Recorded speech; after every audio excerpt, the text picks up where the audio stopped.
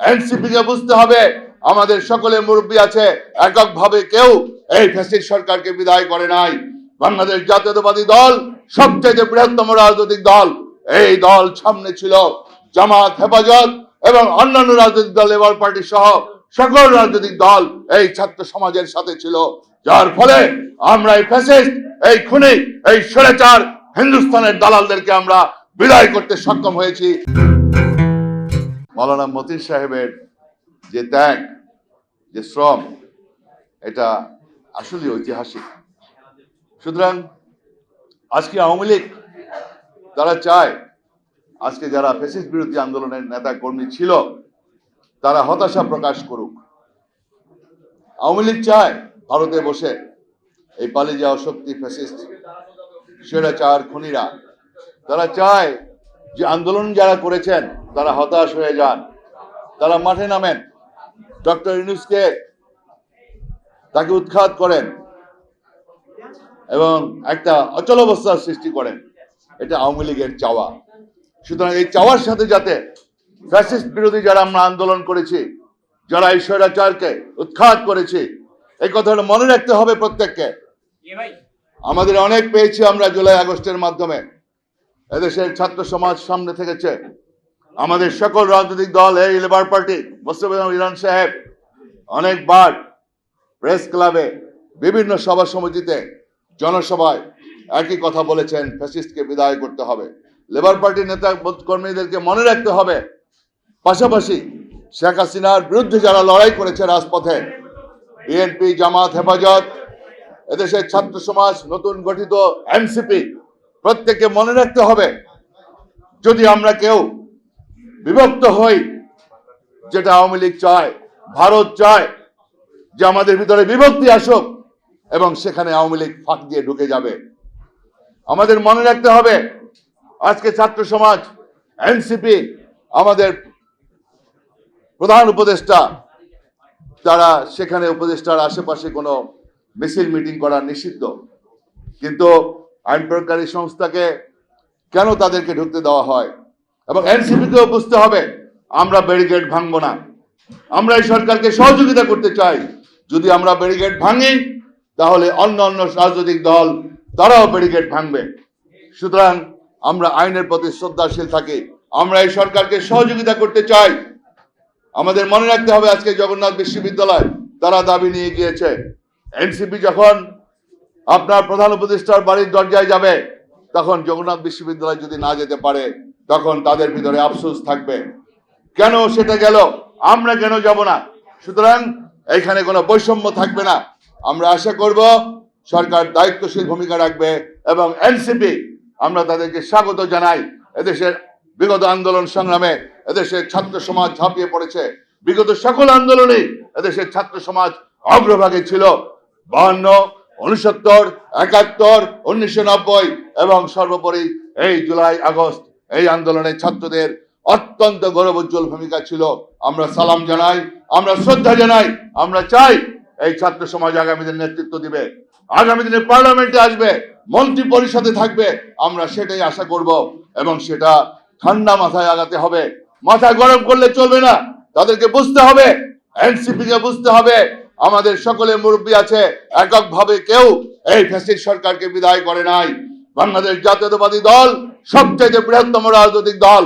এই দল সামনে ছিল জামাত, হেফাজত এবং অন্যান্য রাজনৈতিক দল, লেবার পার্টি সহ সকল রাজনৈতিক দল এই ছাত্র সমাজের সাথে ছিল, যার ফলে আমরা এই ফ্যাসিস্ট, এই খুনি, এই স্বৈরাচার হিন্দুস্তানের দালালদেরকে আমরা বিদায় করতে সক্ষম হয়েছি এবং তারা পালিয়ে যেতে বাধ্য হয়েছে।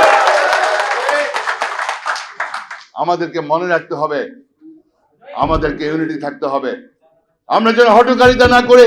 আজকে কারা কারা বলে বিএনপি কে ভুয়া, কেন ভুয়া বলা হচ্ছে? বিএনপি কে ভুয়া বলা হচ্ছে শাহবাগে দাঁড়িয়ে কেন জাতীয় সঙ্গীত বন্ধ করা হবে? এদেশের 71 আমাদের বেজ লাইন, আমাদের অস্তিত্ব, আমাদের প্রথম, আমাদের মুক্তিযুদ্ধ, এই যুদ্ধকে অস্বীকার করা যাবে না, জাতীয় সঙ্গীতকে অপমান করা যাবে না এবং আমাদের স্বাধীনতা যুদ্ধ, মুক্তিযুদ্ধ 71 ভুললে চলবে না। অবশ্যই 71 আমাদের মূল ভিত্তি, এটা মনে রাখতে হবে। সুতরাং কেউ যেন হটকারিতা করে আমাদের ভিতরে বিভক্তি সৃষ্টি না করে আমরা চাই ডক্টর ইউনূস স্যারের নেতৃত্বে একটি সফল একটি নির্বাচন।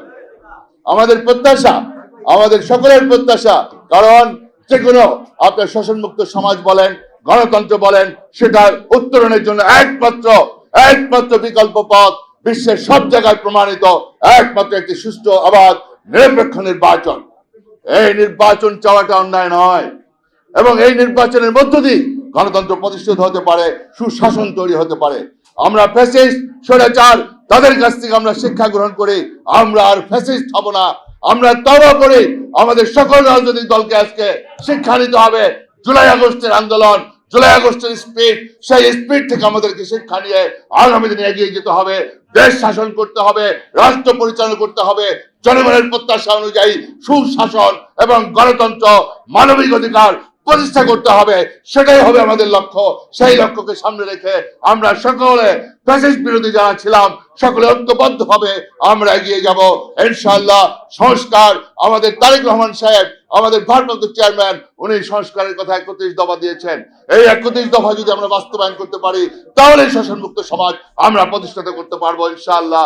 আপনারা সবাই আগামী দিনে গণতন্ত্রের জন্য এবং আমাদের মানবিক অধিকার প্রতিষ্ঠার জন্য এগিয়ে যাবেন, ঐক্যবদ্ধভাবে এগিয়ে যাবেন, সেই কথা বলে আপনাদের সবাইকে আমার আন্তরিক সালাম জানিয়ে আমি আমার বক্তব্য শেষ করছি। আল্লাহ হাফেজ। বাংলাদেশ জিন্দাবাদ।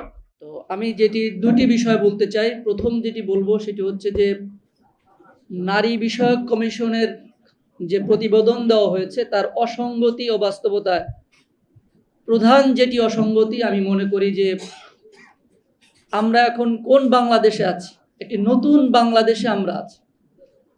এই নতুন বাংলাদেশ আমরা কিভাবে পেলাম? আমাদের হাজারো ভাই বোনের রক্তের বিনিময়ে এই বাংলাদেশ, নতুন বাংলাদেশ পেয়েছি। সেই নতুন বাংলাদেশে একটি নারী সংস্কার কমিশন করা হয়েছে। আমি মনে করি এর প্রধান যে অসঙ্গতি সেটি হচ্ছে এই দেশের মানুষের প্রতিনিধিত্ব করে এমন নারীদেরকে নিয়ে এই নারী কমিশন করা হয়নি। অতএব এটি হচ্ছে নারী কমিশন বাতিল হওয়ার জন্য প্রধান কারণ। আমি মনে করি যে এই কমিশন বাতিল করা উচিত, যেহেতু আমাদের এই দেশের নারীদের প্রতিনিধিত্ব করে না এই নারী কমিশন।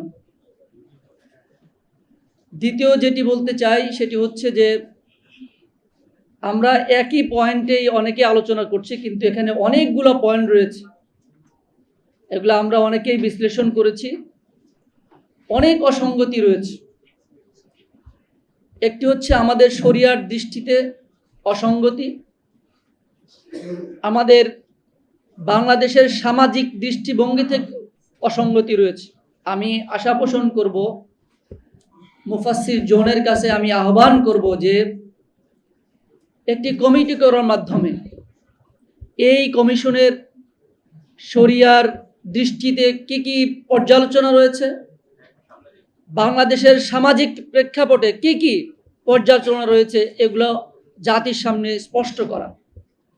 সাথে সাথে এই কমিটি একটি সুন্দর করে ভবিষ্যতে যারা নারী কমিশন করবে তাদের জন্য একটি প্রস্তাবনা তৈরি করবে।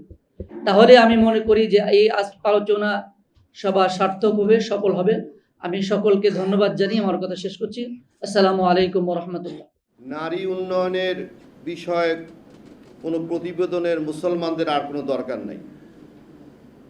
আমাদের কথা হচ্ছে কোরআন যেভাবে নারী উন্নয়নের প্রতিবেদন পেশ করেছে আমরা সেই প্রতিবেদন বাস্তবায়ন চাই।